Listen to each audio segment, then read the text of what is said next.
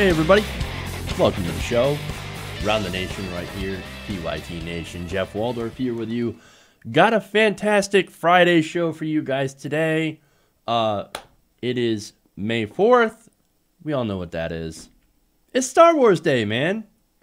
I don't know if you can't really see it very well because the lighting shit. But nonetheless, it's my Star Wars shirt. I got some stormtroopers going on. I almost wore my Vader mask. So, but then I thought that might have been a little too much. Plus, since I have to wear glasses, oh, and you can actually see my arms today. I know I'm gonna go out and get some sun later on. I got some mowing to do. But anyway, where was I going with that? Oh, my glasses. I actually cannot wear like glasses over my glasses. It's frustrating. So glasses over glasses, when you have glassception, it tends to not work out with me because I get like the bridge of my nose starts itching. So it's like, oh, this is why I couldn't be an astronaut, because when I was growing up, I wanted to be an astronaut. And then I realized I would probably end up killing myself on accident, or maybe not on accident, to try and itch my nose inside the suit. So that's why I couldn't be an astronaut. But anyway, welcome to the show. Very random opening, but I figured we'll have a little fun since today is, after all, Friday. We're going to talk about Romney. That's fun. It's a non-Trump day, so you guys are going to be really, really happy about that. We've got Bernie Sanders and the job guarantee. We've got some polling on that. That's really cool. We've got somebody out at the USDA. We also have the teacher strike, what happened there. And then Russiagate. I'm actually going to come out against the newest part of Russiagate.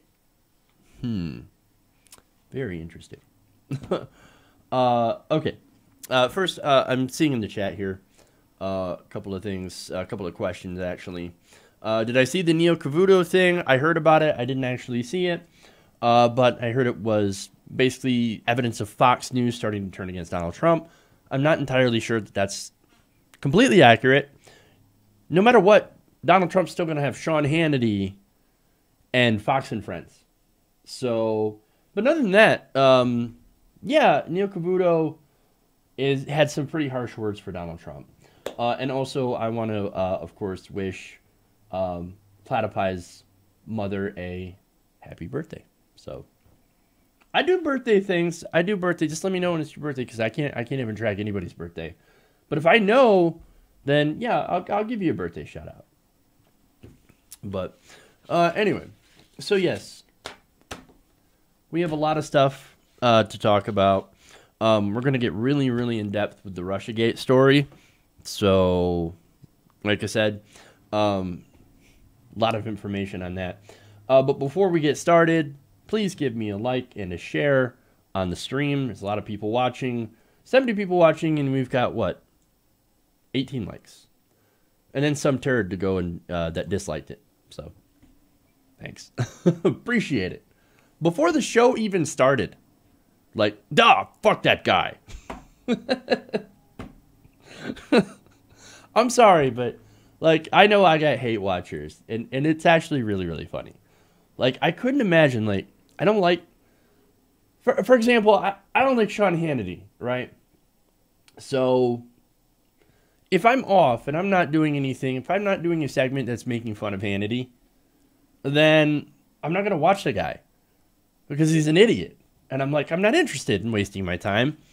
I don't want to sit there and be miserable and sit there and watch a clown. So, and look, I really wouldn't probably even get mad at the segment. I would just be like, this guy's really stupid. So, yeah, pretty much. I don't even hate watch anything because, like, I'm not interested. I actually enjoy life. And that's the thing. That's the funny thing, because I think yesterday, day before maybe, I was like, reading a comment thread on an article, and they're like, oh, liberals are the most angry, depressed people I've ever seen. They're hateful. They hate themselves. And I'm like, no, I don't. Like, I love myself. I'm way too full of myself. Like, I gotta have somebody prick me in the, in the head to deflate my ego every once in a while. So I'm like, okay, man, sure. Like, I fucking love life. I don't know what you're talking about. But I think my life's fucking awesome. Because I get to do this. I mean, I get to talk about issues that I care about, and I get to make fun of idiots. I mean, that's awesome. But anyway, again, it's Friday, man, so we're a little bit more relaxed here on the show today. So, all right. Anyway, so, I don't know, let's get to it. Let's talk about Mitt Romney. Oh, one more thing. Please, guys, use the super chat. If you're interested in doing so, I strongly recommend it because it helps the show. So it helps keep me on the air. It helps the channel. So, all right. Anyway, so let's roll into the first story. We'll have some fun.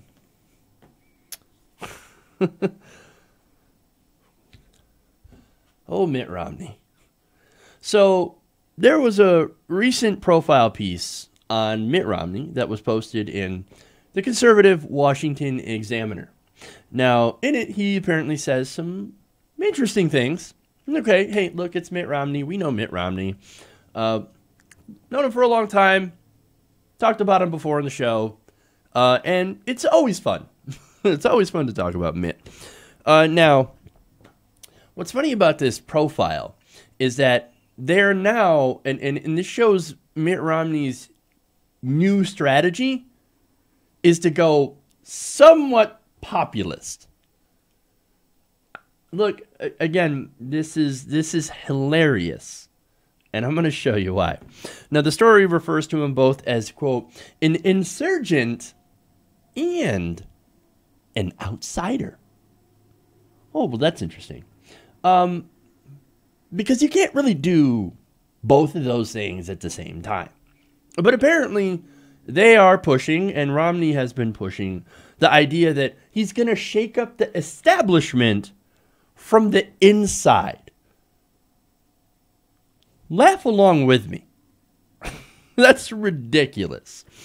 Now, he says of why he's running, quote, I'm not in this race because I have some political career I'm trying to foster. Well, that's you have a funny way of showing it by running for political office. But, okay, continue. My political career is over. Again, strange way to show it when you're running for political office. Wouldn't that mean that if you won and became senator, that you would, again, have a political career? But no, he says, my political career is absolutely over. A lot of people go back and make politics their career, and they want to get as many goodies as they can possibly get. And he adds, I got all the goodies I possibly want. Look at me. I'm so incredibly rich already that I couldn't possibly want anything that they could give me in office. That's hilarious. Now, what's interesting about this is that will actually probably work with the Republican voters. Let's be honest about that. They're going to be looking at him and be like, oh man, Mitt Romney, he's rich already, so there's no way that he could be a corrupt. I mean, rich people could never be corrupt, right? Right? Unless their name is Hillary. Well, you know who else said that? Donald Trump. Donald Trump also was like, yeah, no, I'm already super rich. In fact, I was the one who bought the politicians in the first place. I mean, I give them money, then they do whatever the hell I want. And Republican voters are like, oh, he's rich. He's rich. It means he's successful. It means he's more moral than everybody. Let's vote for him. Let's vote for him, guys. This is going to work out wonderfully. So Mitt Romney's looking at that and he's like, my name is Reek, and I'm going to emulate Donald Trump in almost every single way. Now, of course, he says like, well, look, I'm a populist, but I'm not quite like Trump. See, I coined this earlier. He's brand safe Trump. That's what that is. He's running as brand safe Trump. Like, no, donors. You can stay with me because I'm not going to say outrageous things. And I'm not actually going to do anything that's populist. But I'm going to say that I'm there to shake up the establishment. You see where this is going, right?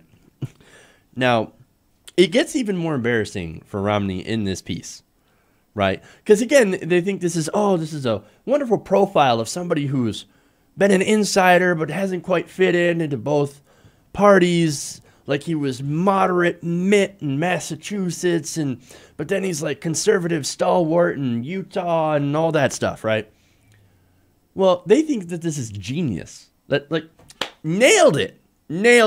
We are going to appeal to the Trump voter with Mitt Romney. Not going to happen. So the embarrassing thing is, again, he wants to be like Trump, right? Part of what people liked about Donald Trump, aside from the racism, the xenophobia, the rampant misogyny, and the incredible bluster, which is what happened here, right?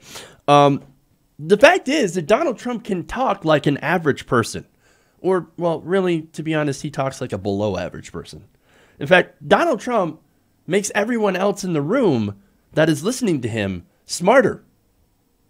Like, you can't come away from a Donald Trump rally feeling dumber. No, you come away feeling like a really smart person. The smartest person. And then they say, "There's Donald Trump, an intellectual. Trust me, I'm like a smart person." I'm like a smart person. Trust me. Well, who doesn't like that, right? So let me show you Romney's attempt to appeal and speak like regular people. Now, recently, he was with a gathering of supporters as they joined him for a casual dinner organized by his campaign. He said, quote, and I don't think he was asked about this. He just brought it up randomly. "My favorite meal is hot dog, by the way. That is my favorite meat." I'm sorry. Tighten up my meat. I like my meat tight. Well, you can't get tighter than a hot dog.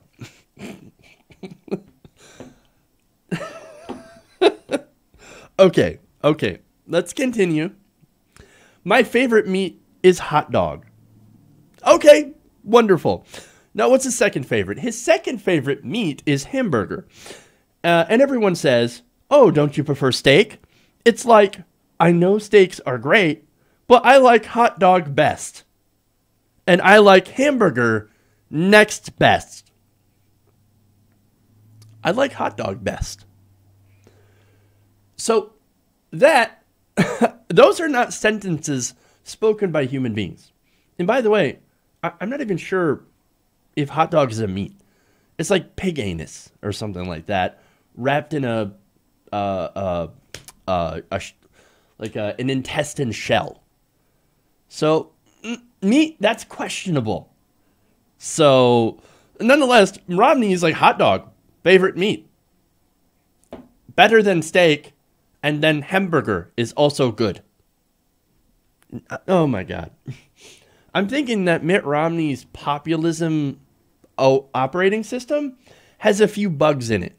They didn't patch it correctly. They had to beta test it a little bit longer before they decided to roll this thing out. But seriously though, how awkward is this guy?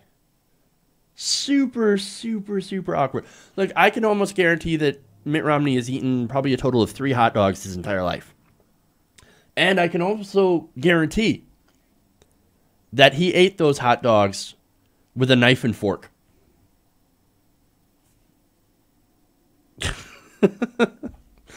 But anyway, so last serious point, right?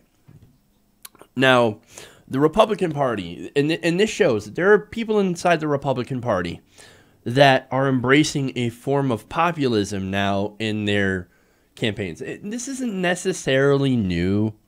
We've seen some of this before. But, like, I mean, Dave Brat's a good example, right?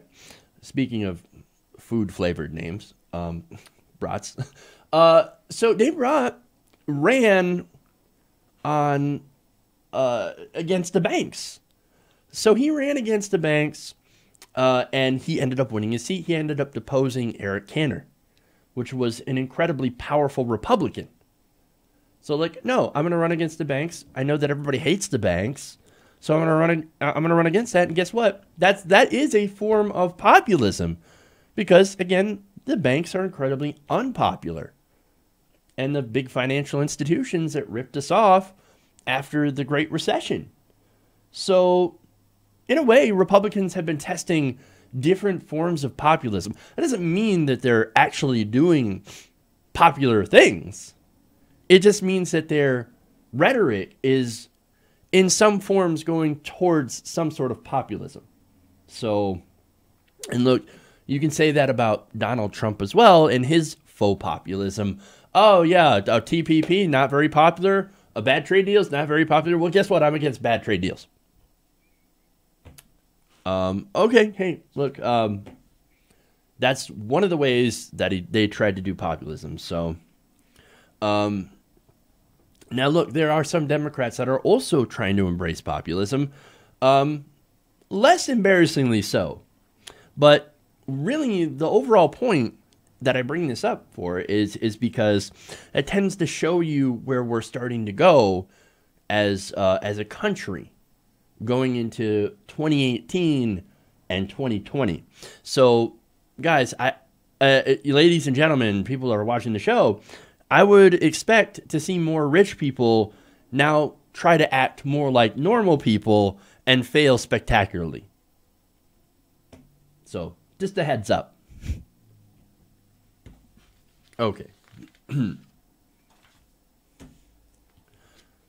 It's a good point from the chat here, because first he's like, oh, no, TPP bad. Oh, now TPP good. So, that's a good point. All right, anyway. So that was fun. Who doesn't like making fun of Mitt Romney? Okay. Good news. All right. Excuse me.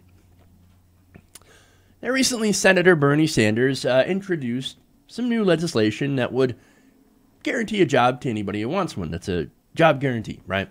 So this is something that you would think Republicans, conservatives would cheer for. I mean, look, hey, job guarantee, right?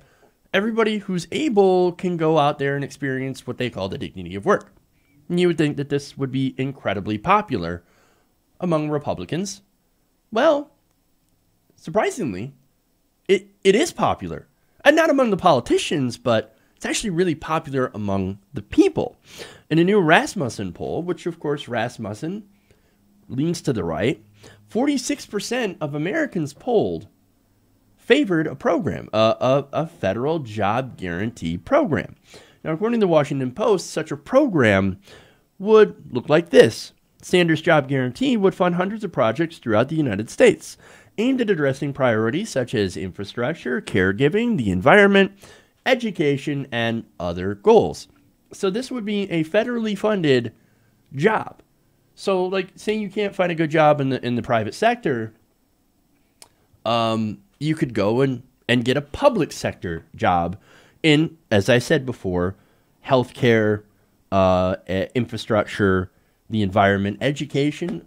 All those are really good. So, under a job guarantee, of course, every American would be entitled to a job or receive job training to be able to do that job. So that's awesome. Now, workers would also be hired for at least $15 an hour with medical, paid family, and medical leave. So, again, this is an excellent piece of legislation, which is exactly why Republican politicians despise it. Now, you have a quote here from Brian Riedel. Now, he is of the conservative-leaning Manhattan Institute. So this is a Republican think tank, right? He says of this federal job guarantee, which would, again, give a job to anybody who needs it at a minimum of $15 an hour. Quote, it completely undercuts a lot of industries and companies. There will be pressure to introduce a higher wage or certain benefits that the private sector doesn't offer. Okay. So that would appear to be the reason that they are against a federal job guarantee, right? So basically they're saying, we're against higher wages. We're against higher wages and better benefits. Please continue to send that message. In fact, I hope all of your politicians, all these Republican politicians, come out publicly and say, we hate this job guarantee. We don't think that you should be making $15 an hour. We don't think that you deserve that kind of pay and benefits. I'm sure that's a winning strategy. But here's the thing, right? So while this guy admits, yeah, we're kind of against higher wages and benefits, you got to think to what the Trump tax cut was originally touted as, right? It was touted as something that, don't worry, we'll give these tax cuts to the corporations, then they're going to boost your wages, and they're going to boost your benefits, and they're going to create more jobs, better jobs, and then everything is going to be fantastic. We just have to give more to the rich. And unfortunately, it didn't turn out that way, just like we knew. Look, if that actually worked, I think a lot of us would be in favor of that, but it doesn't actually work. I mean, what it actually does is that it just gives rich people and corporations more money. So what happens with that is that their corporate profits go up and their executive bonuses go up and their stock prices go up because all they do with that money, instead of actually putting it towards workers and, hiring people and giving higher wages, every once in a while they'll give a little bit of a tiny, tiny benefit, for example, bonus. That's the word I'm looking for. They'll give a tiny little bonus that's barely a dent in their profits, and then they'll use the rest of the money to buy back their own stock. So that's happened over and over and over again. It's like Lucy with the football. No matter how many times you try to kick the goddamn football, she's going to yank it away at the last moment. That's what the corporations do. But now, so look, the Trump tax cuts, which, by the way, that's the Republican plan for the midterms. We're going to tout the tax cuts that have a 27% approval rating. Good luck with that. Now, Republicans, right now, look, today, jobs report, right? Oh, look, 3.9% unemployment, fucking MAGA, right? Well, here's the reality on that. According to the recent jobs report, average hourly wages ticked up 4 cents in April. That is 4 cents. They grew 2.6% from a year earlier, below economists' expectations. Now, Sachin Pandey, who's a senior economist at S&P Global Ratings, said of this jobs report, quote, wages haven't been able to break out of the 2.5 to 2.8% range, meaning wages are still essentially stagnant, and they're barely keeping up with inflation. But wait, didn't the Republicans tell us that the tax cuts would supercharge the economy and lead to better wages? So what's going on here is there are more jobs, or actually I think there's just, yes, the economy did add jobs, but there's also less people that are out there looking for jobs that get counted by the unemployment rate, the unemployment rate has always been a little bit of a sham because it doesn't count certain people, the people who have stopped looking for work because they can't find anything or can't find anything decent, right? So those people don't get counted. So you could have a low unemployment rating and still have a ton of unemployed people. So that's the whole scam here, right? And I remember the time where Republicans always used to call out Obama for his job reports that were, better. Like, oh, it doesn't really matter. Look at all the people that are just not getting counted. And now suddenly Donald Trump and the Republicans are in charge. And they're saying, oh, look at the 3.9 lowest unemployment ever. MAGA. reality, this entire thing is a lie. And in reality, tax cuts for the rich, supercharging the economy and creating jobs and wealth, that is also a gigantic lie. What you could actually do to help the American people is a job guarantee. Why? Because, well, it's for the same reason that Republican politicians despise it. And Republicans at these think tanks and stuff, these, of course, privately funded think tanks, who are they funded by? They're funded by the corporations. That's why they hate it, because what a job guarantee would do is it would push wages up.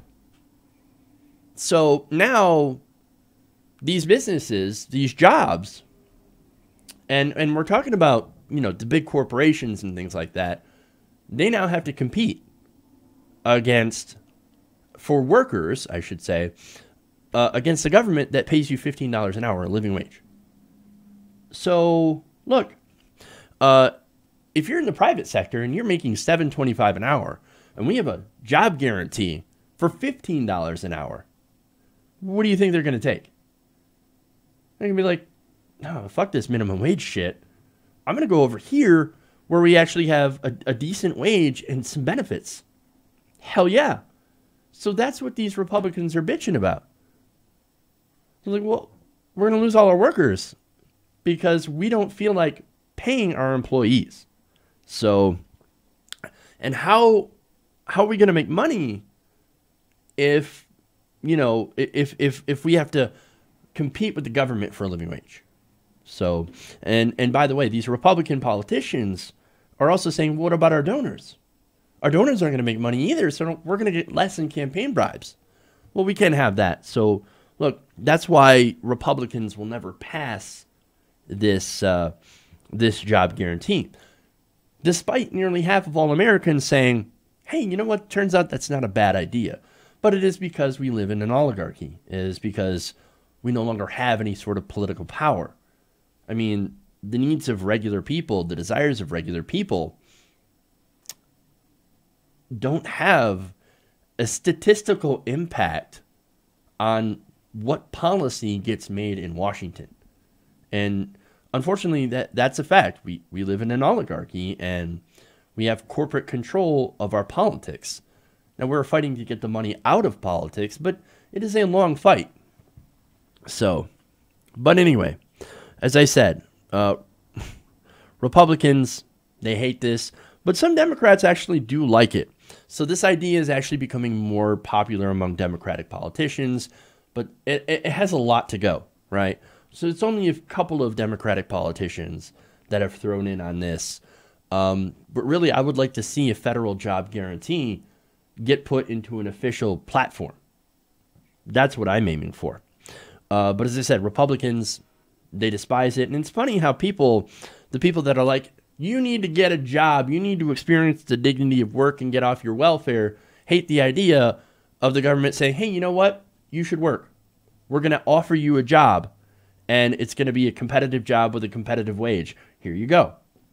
They hate the idea of the job guarantee. Now, of course, they'll come back and say, no, I love the idea of jobs. In fact, I want everybody to be able to get a job, right?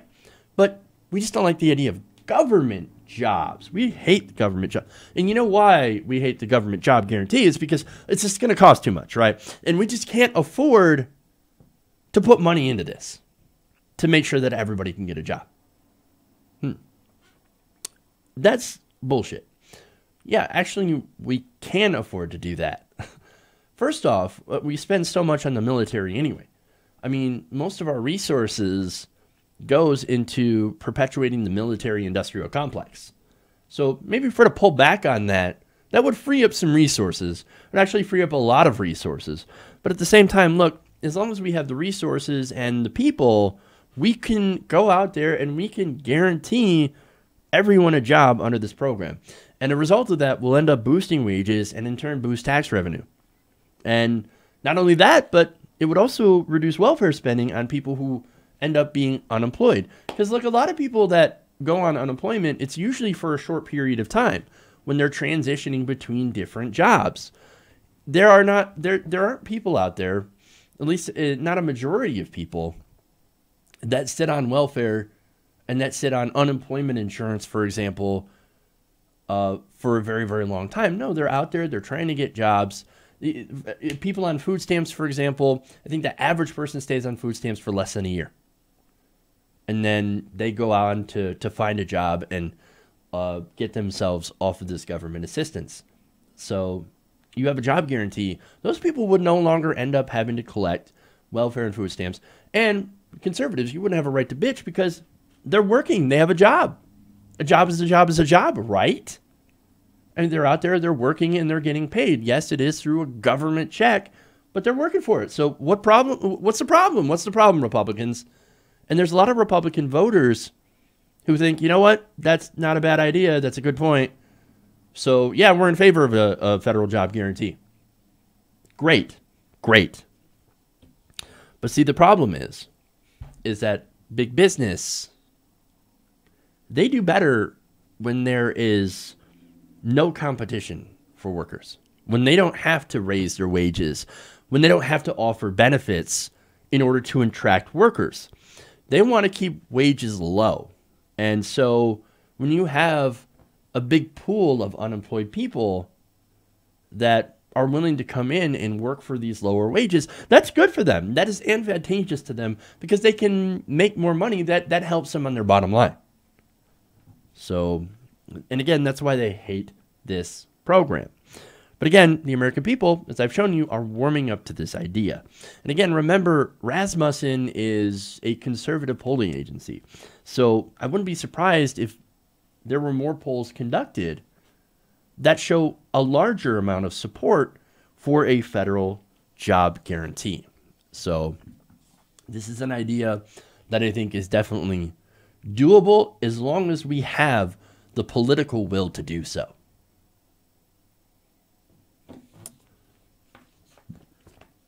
All right. I love that story. So, and I love that idea. All right. So here's what we're going to do. I need to take a quick break. We'll come back. We got a few more stories, good stuff, and then we have the big Russiagate story that I want to get to. So we're definitely going to do that. So stick around. We'll be right back. Around the Nation.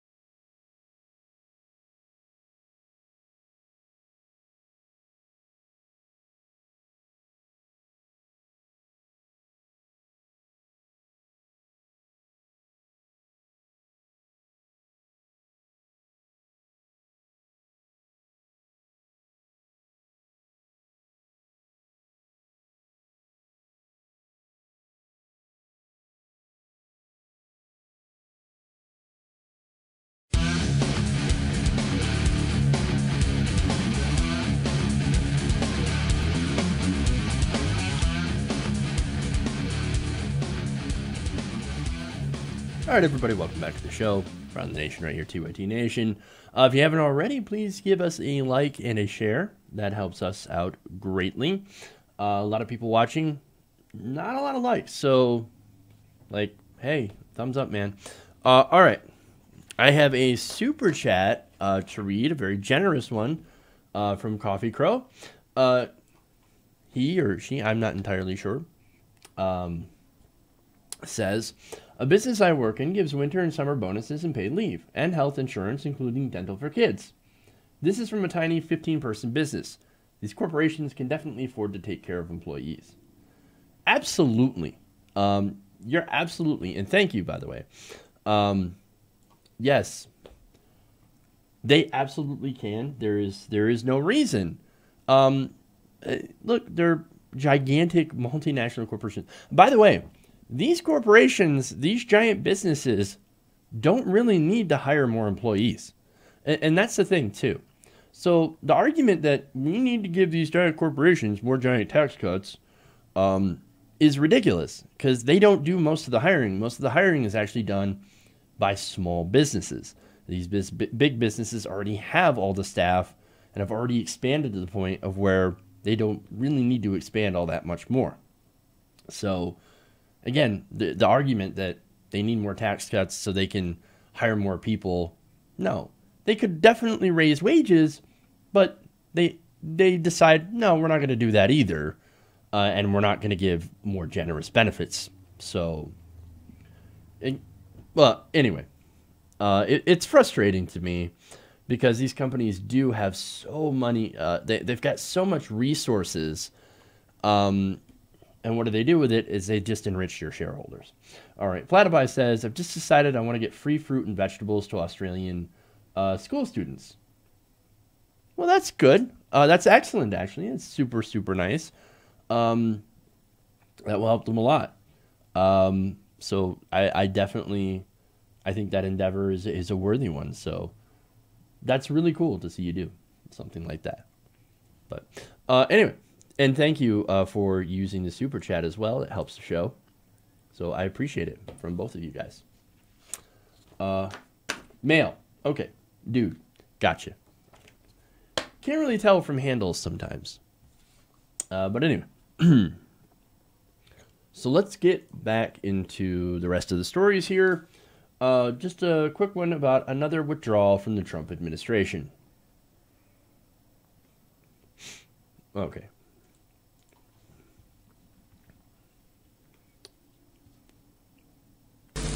Ladies and gentlemen, we got him. Down goes Sam Clovis. Sam Clovis is gone. Now, you guys might remember me talking about this guy a while back because he was nominated to be the USDA's chief scientist. Now, he didn't get that. There's a lot of outrage, and there's some good reasons why. For example, he absolutely had no qualifications being the USDA's top scientist. Instead, his experience was basically serving as a co-chairman and policy advisor for the Trump campaign. So that's not really experience relevant to the USDA. But, of course, this is the Trump administration. So, you work on my campaign, you get good top spot because I like you. Okay. Now, the reason, as I said before, that he ended up not getting the nomination, he actually withdrew his nomination, is because he's inexperienced, but also he said some very controversial things. In fact, on his show, he would regularly claim that it was black people, specifically the President of the United States and Eric Holder. Those guys, those are the real racists. Oh, that's interesting coming from a white dude. Now, in fact, he said, quote, could it be that the first African-American president is being given a pass because he's black? Well, who's giving Obama a pass? I don't quite understand who out there was giving President Obama a pass. I guess you could say his hardcore lib supporters. Yeah, sure.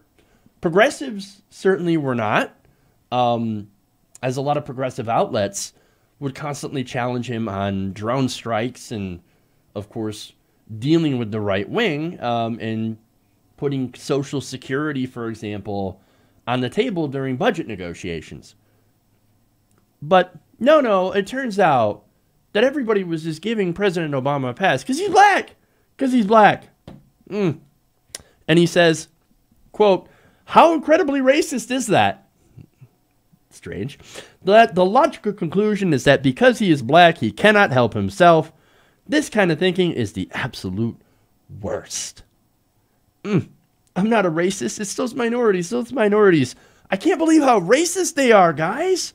And by the way, President Obama, he's not born in America. Just as an aside.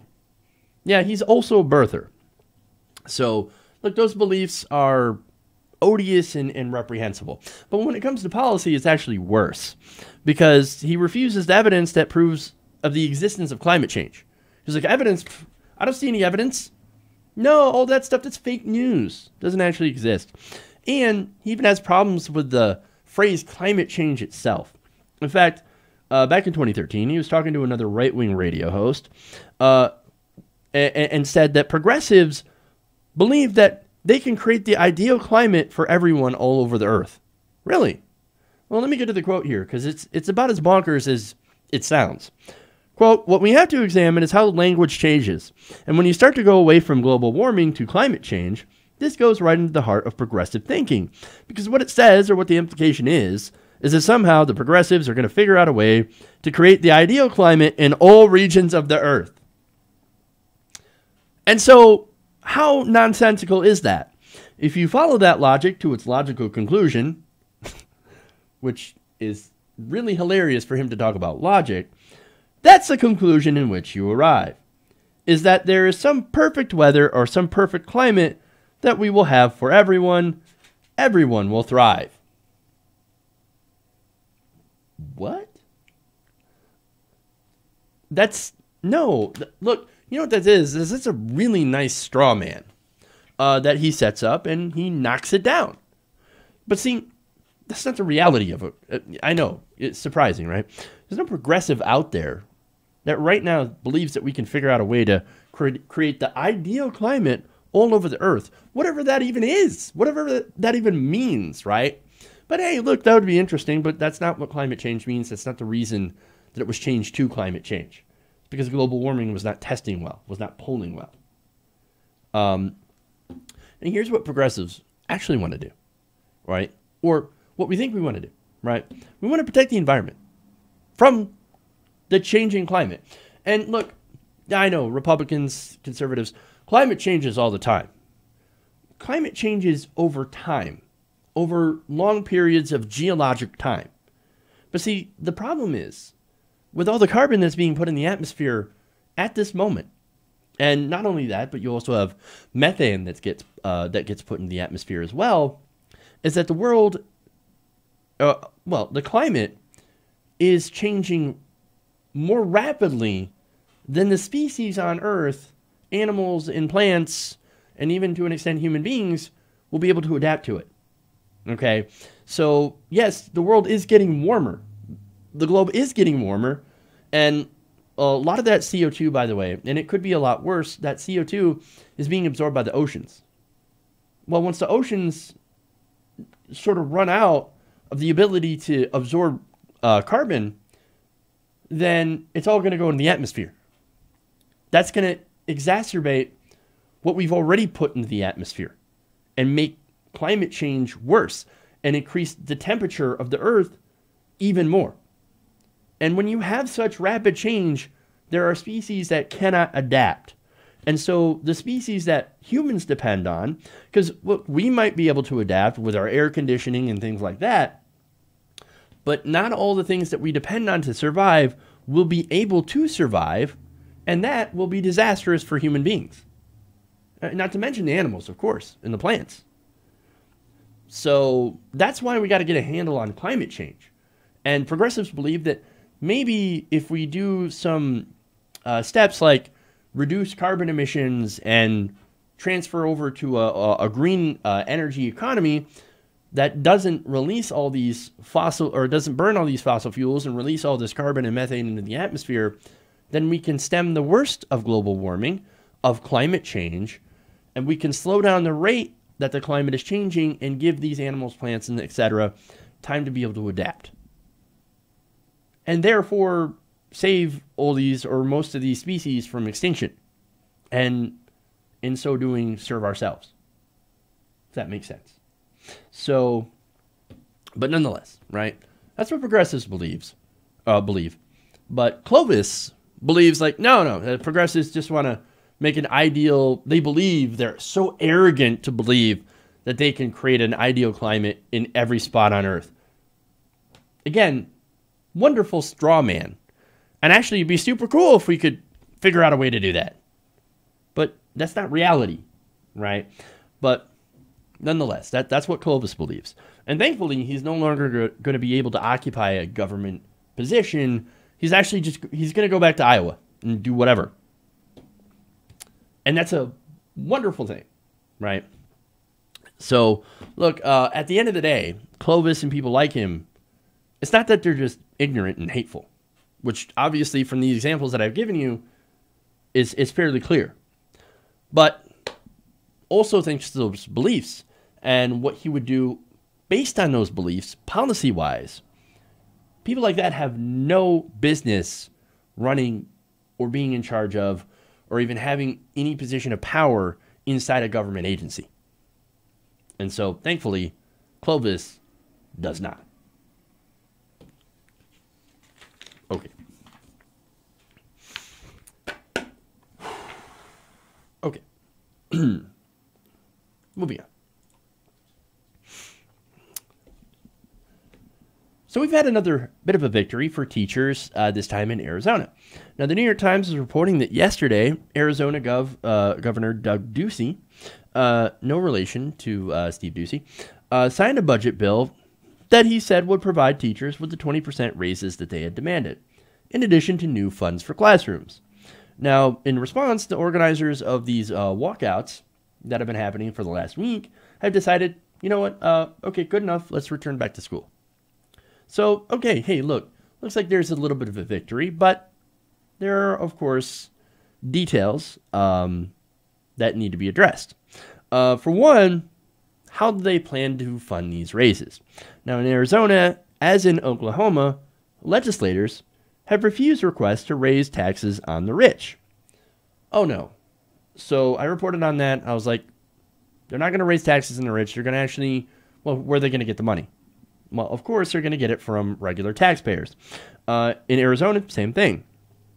The funding increase in Arizona will come from part of a new vehicle registration fee and a change in the way that some school desegregation efforts are paid for.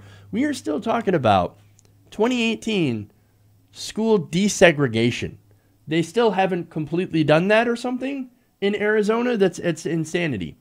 And now they're going to take money from those programs and they're going to increase vehicle registration fees to pay for this.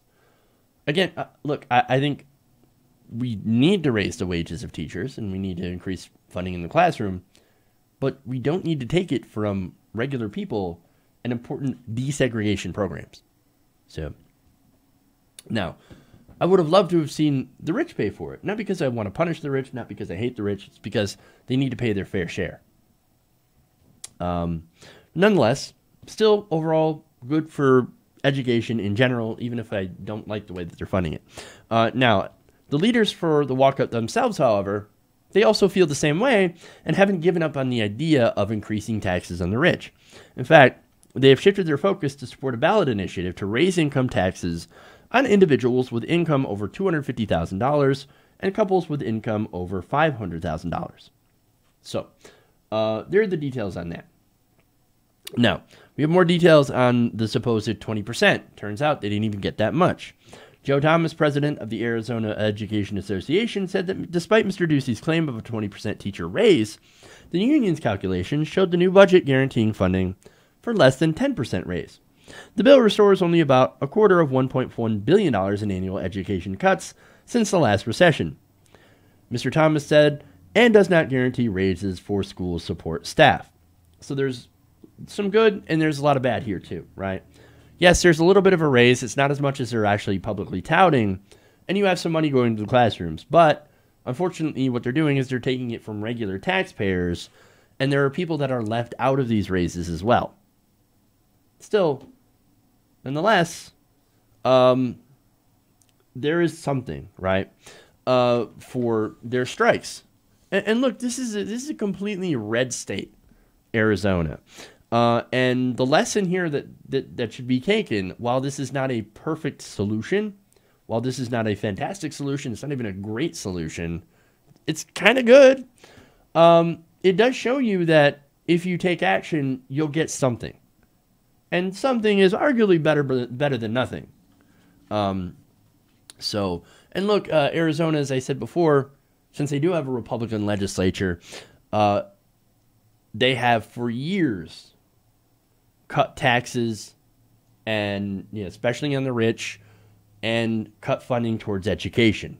So just like Kansas, just like Oklahoma. And what it took teacher strikes to try to get these Republicans, and even successfully, because when you think about it, Republicans even giving a 10% raise, that is huge when it comes to Republicans. Because I don't expect anything from Republicans.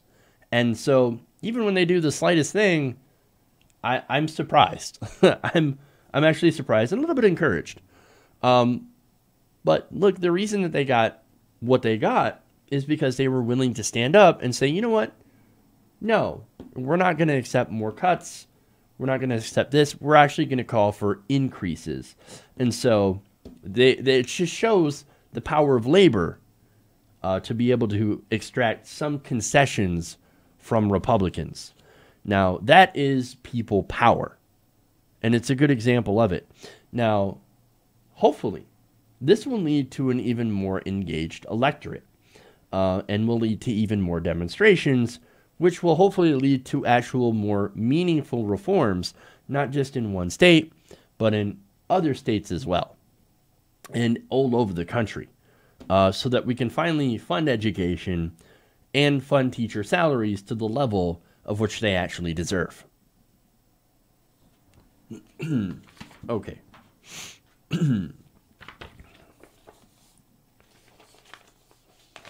God, this is a big story. Okay.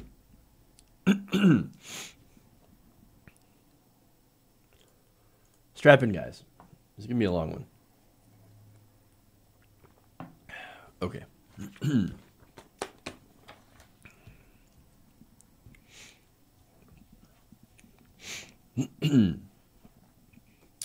So, establishment media now has a new attack against people who are protesting for left-wing causes. Now, specifically for energy infrastructure, which basically means pipelines, right?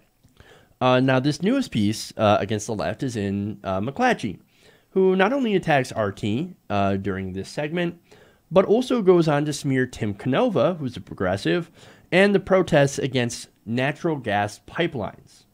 So, now, they start out by saying that RT, and going after, of course, RT, which is used to be Russia Today, which, yes, is Russian-funded state media, and let's be honest about that. Yes, they are funded by the Russian government.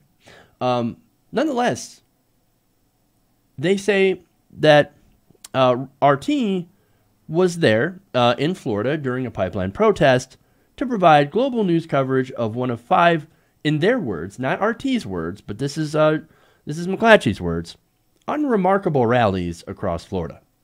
Unremarkable? What is unremarkable about pipeline protests? I don't quite understand, but again, you have to look at the framing. Now, these rallies, they say, were aimed at turning the public against a nearly completed $3 billion natural gas pipeline. So they're setting this up as, here you go, Russian state media that's covering pipeline protests. And what's the problem? RT has covered other pipeline protests. They covered the Keystone XL. They covered Dakota Access. And they will likely cover other pipeline protests as well. You know why? It's because those protests are actually newsworthy. Now, to give RT a little bit of credit here, they covered what American media has refused to cover. So what's the problem with that? Well, Greg Gordon, who wrote this article, goes on to say what the problem is, in his estimation, not mine. Quote, what the demonstrators didn't know was that so-called Russian internet trolls had been busy for 2 weeks encouraging people to turn out for the protests with posts on Twitter, Facebook, and Instagram. They used phony-sounding American identities, such as Stephen Cook and Amelie Baldwin. So now they're saying, oh, look at that. Here we go. We've got Russian internet trolls using fake American names that are against a pipeline. That pipeline, but that's a good old American pipeline that's going to carry natural gas. And it's going to make a corporation, a private American corporation, a lot of money. Oh, the horror. The horror. No, you know what you need to do? We need to expose these terrible Russian communists, which aren't actually communists. It's amazing that people don't know that Russia is no longer communist. They're actually hyper-capitalist, and they're more of an oligarchy than anything.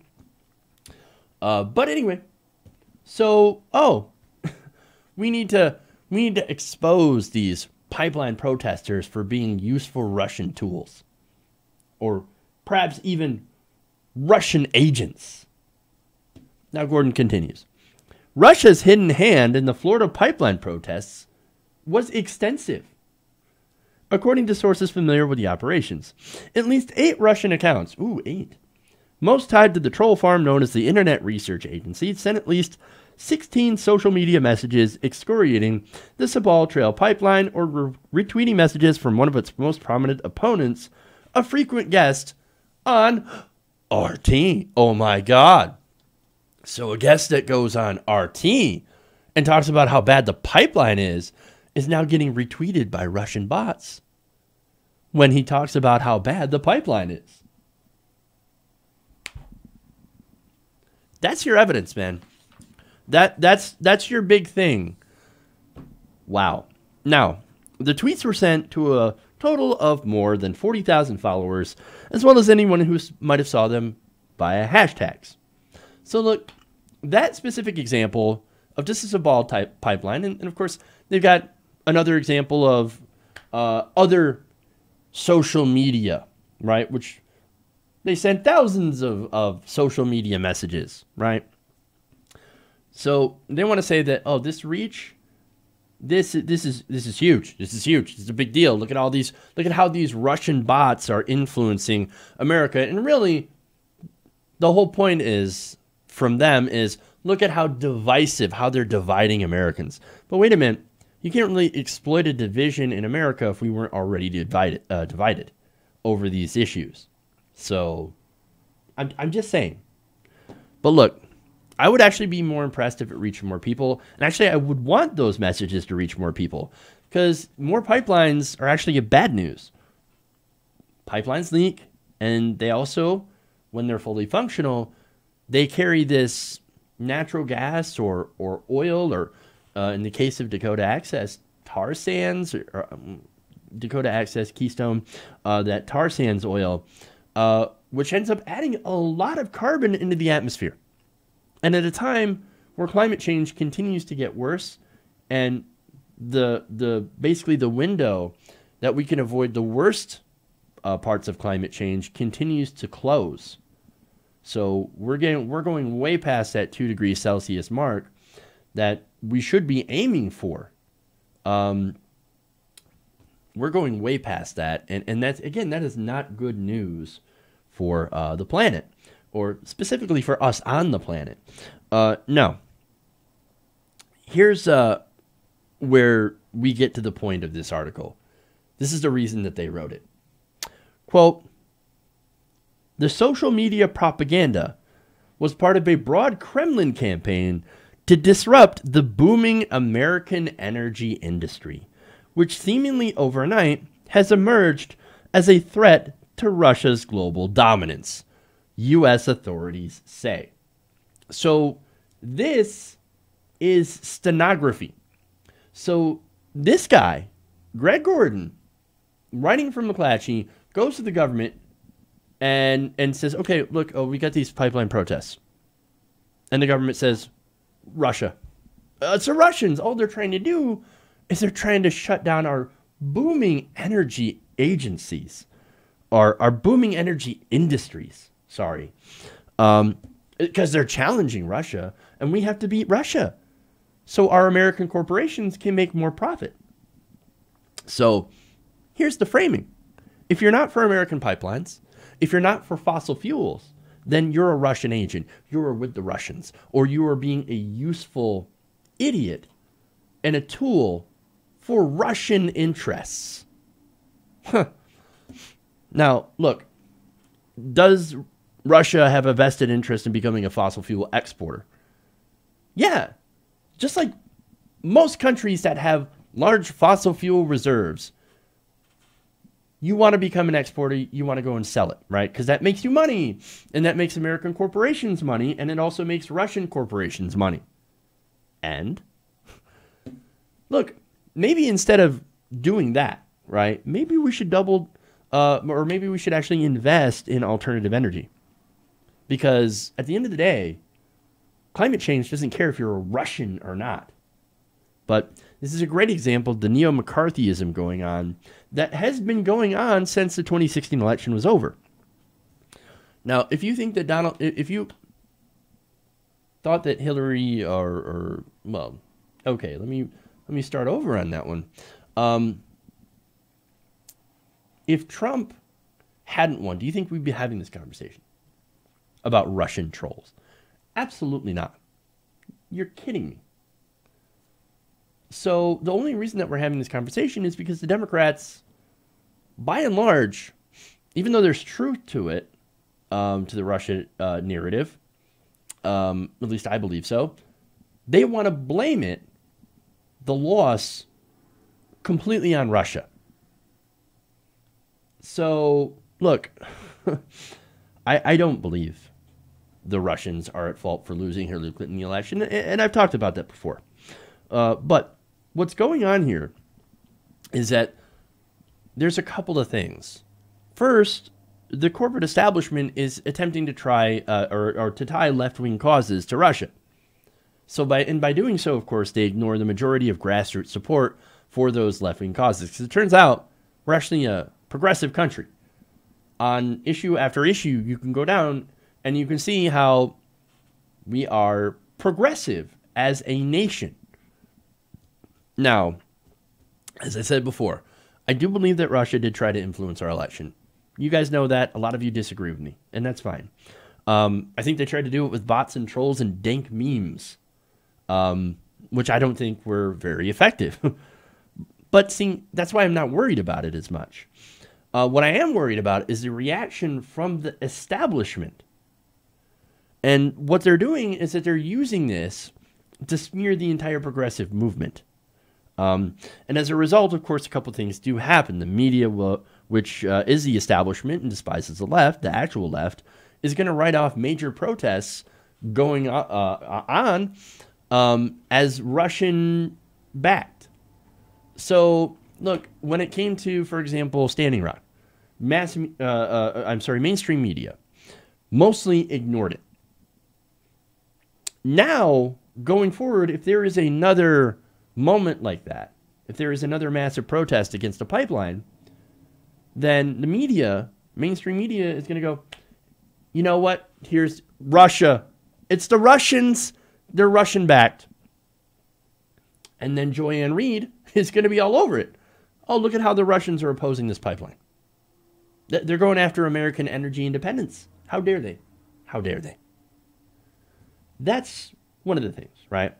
Now, another unfortunate effect is that it gets people who might actually support these causes originally and aren't very well versed in the news and things like that to think, wait a minute, Russians, if the Russians are backing this and the Russians are our geopolitical foe, which, again, that's another narrative being pushed in mainstream media, well then I can't back these causes.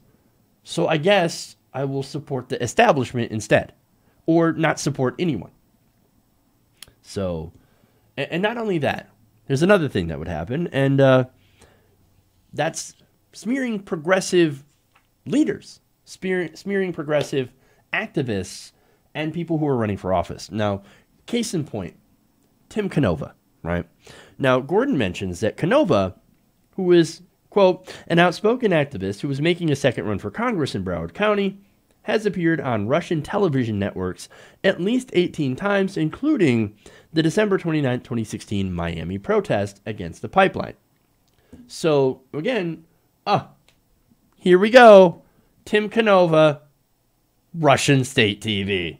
He must be a Russian agent in there to try and disrupt Florida politics. Tim Canova has been trying to take down Debbie Wasserman Schultz.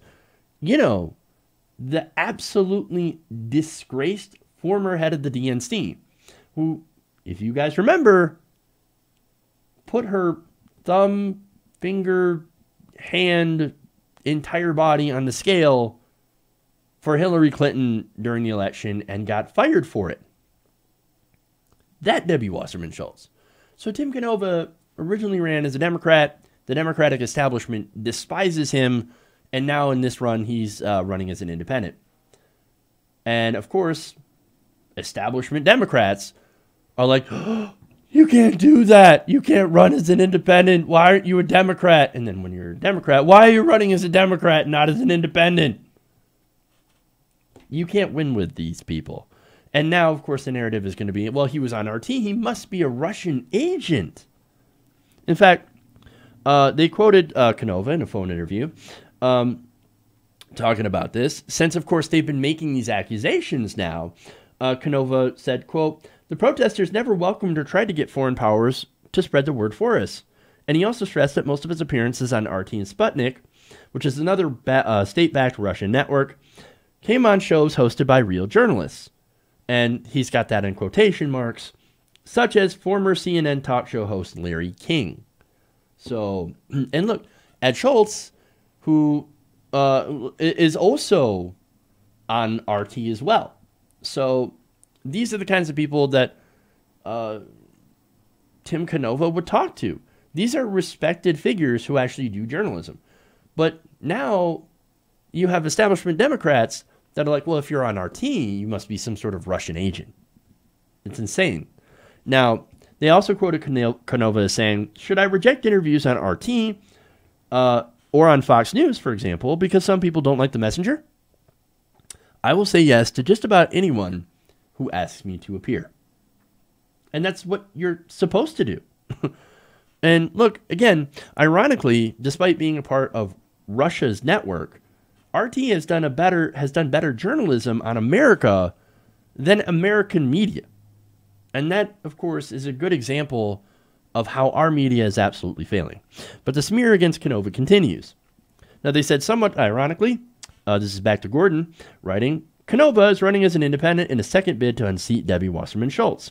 Canova later publicly challenged the party's assertion that it had been hacked by the Russians, instead pointedly and apparently erroneously suggesting that the culprit may have been DNC high-tech worker Seth Rich. Canova has since said that he has ceased pushing that theory at the request of Seth Rich's family. Look, I don't believe in the Seth Rich conspiracy. And you guys can disagree with that, but I think it's ridiculous. But I think it's clear that the addition of this and adding in the skepticism of the Russian hacking narrative, which a lot of people do have skepticism on, is meant to smear him as some sort of Russian-backed lunatic. Again, Sean Hannity is one of the guys who was pushing the Seth Rich conspiracy as well. So, but see, I think Canova is an excellent progressive, and I think he's a guy who has been screwed over by the Democratic establishment. He's not the only person that I know that has been screwed over by the Democratic establishment, has been smeared mercilessly for being a progressive and for not basically backing the establishment. I mean, look, we've had the DCCC, for example, on tape telling progressives to get the hell out of the race. Gone. We've already chosen our candidate. Leave. I mean, we would hope that you would drop out already. But if you insist on staying in, well then make sure you don't harm our candidate. And what's the point of running a primary? Well, that's the point. Democrats don't want you to run primaries. They hate primaries. They think, no, how are we going to serve our donors if we have to actually pretend to be progressive in a primary? No, that does us no good. But here's the thing. I disagree with Tim Canova. Back to him in his tactical choice for independent, but I get why he's doing it. And that's the overall point here. Now, they also add that intelligence is watching how Russia interacts with figures like Canova. Again, another way to try to smear Canova and to try to basically ruin his chances of beating Debbie Wasserman Schultz. He's being watched by intelligence to make sure that he's not coordinating with Russia to divide people in Florida. Again, this is insanity. Now, they also have a quote from Ben Cardin here, right? Now, his staff on the Senate Foreign Relations Committee reported that Russia continues to try and capitalize on the activities of what it considers useful idiots, far-left activists and politicians in the West whose agitation aids its cause, just as the Soviet Union did. Again, if you are not clear about their perspective on people like Canova, well, they just spell it out by quoting this, saying that left-wing activists are being used as useful idiots to spread Russian propaganda. What Russian propaganda? Awareness of environmental issues? Fighting against pipelines that will actually leak or most likely end up leaking, spilling oil and natural gas, polluting the environment, and even failing that, getting burned and releasing carbon into the atmosphere, which will further exacerbate climate change. Oh my God, those dastardly Russians. Look, if this is not a way to delegitimize the left using Russiagate, I don't know what is. They also, and I remember reports of them trying to delegitimize Black Lives Matter protests by saying, Russians set those up too to divide America.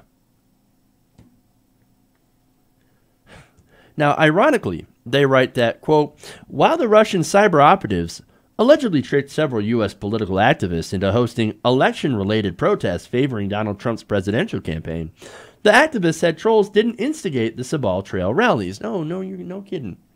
You mean this is an organic rally after all? Well, why didn't you mention that 3 pages ago? Well, here's why. They add, the trolls were quick to pick up on those efforts.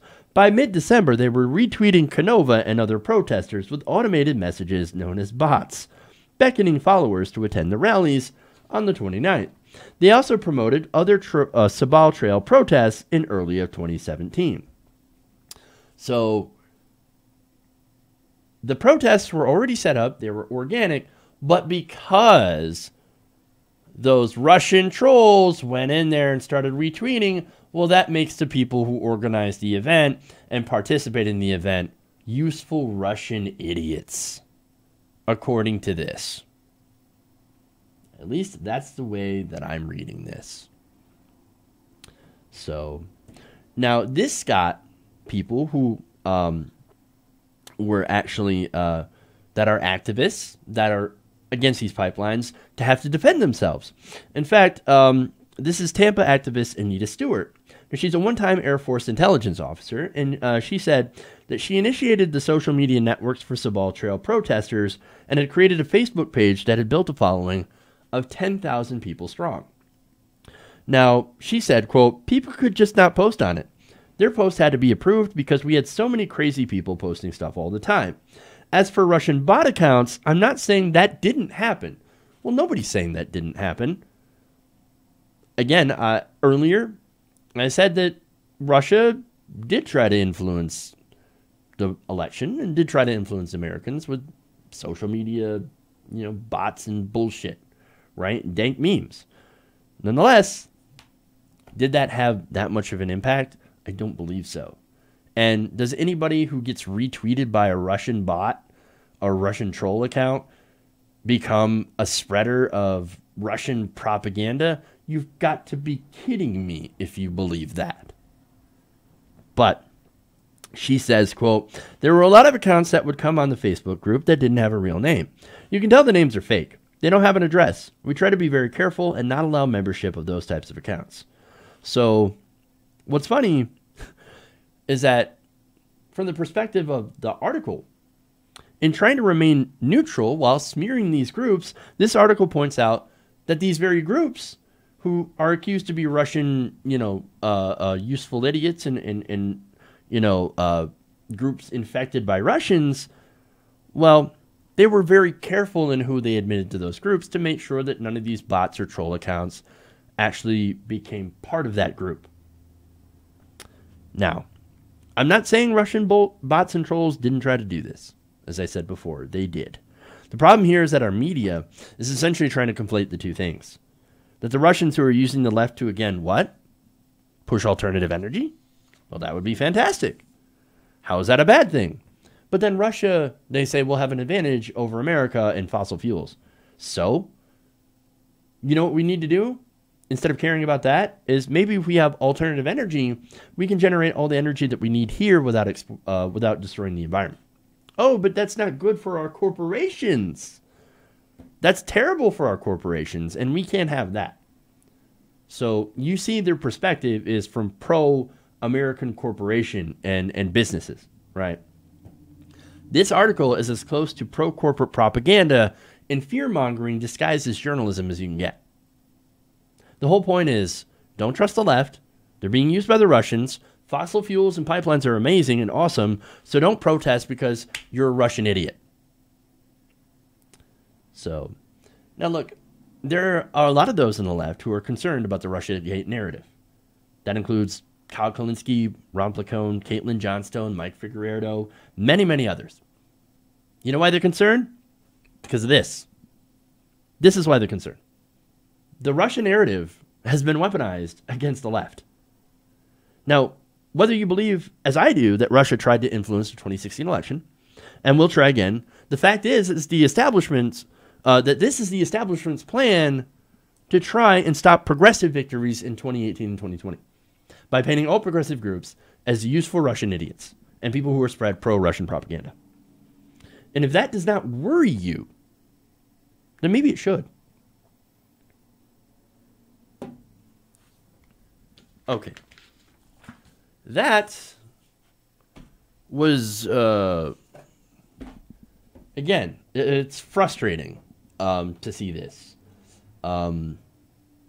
Just a ridiculousness, the lengths that they'll go to try and crush the left in this country. Ironically, by using McCarthyism. But anyway, so that's it for that story. Okay. And that's also it for the show. So hopefully you guys enjoyed that. If you haven't already, please give us a like on the stream. That helps out a lot. Let me read some super chats because I got a couple.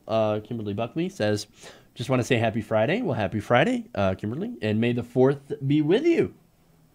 And then she also adds that she won tickets to a weenie roast next weekend. So winning tickets to a concert is awesome. Yes, it is. I've never done so before. But congratulations. That's pretty cool. So hopefully you have a lot of fun. And finally, Platypie says, USA has missile launchers and no safe clean water. That is an excellent and / devastating point. So thank you for all of those. All right. That said, I think I'm going to get out of here for the weekend. Thank you, guys. I appreciate it. Appreciate all the super chats. Appreciate all the support you guys show me. You're all amazing. And thank you. And hopefully you all have a great weekend. I've got a lot of plans myself. I'm going to get some sun, get some yard work done. I have my grandma's birthday that's coming up on Sunday, so that's going to be fun too. So, but anyway, you guys have an excellent weekend. Love you guys. And remember, change begins with you. Good night, TYT Nation.